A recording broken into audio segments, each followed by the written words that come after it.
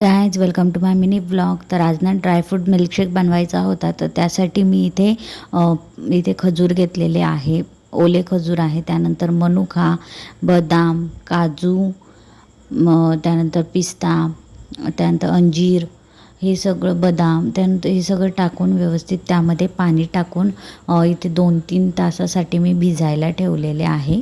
तर इथे बघू शकता तुम्ही, मस्त पाणी टाकून 2-3 तासात इथे भिजू देणार आहे। 2-3 तासांनी इथे ड्रायफ्रूट्स पूर्ण भिजलेले आहेत। आता ते मिक्सरमध्ये पूर्ण आपण बारीक करून घेणार आहोत।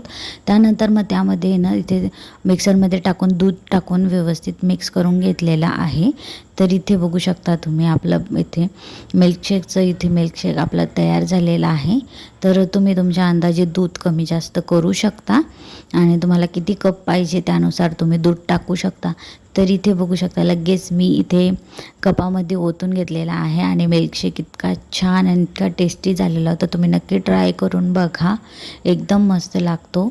आणि उन्हाळ्याच्या दिवसामध्ये थंड थंड प्यायचं झालं तर हा मिल्कशेक नक्की बनवा, ड्रायफ्रूटचा आणि हेल्दी आहे। नक्की तुम्ही ट्राय करा। शेकची रेसिपी कशी वाटली कमेंट करून नक्कीच सांगा आणि लाईक, शेअर आणि सबस्क्राईब करायला विसरू नका।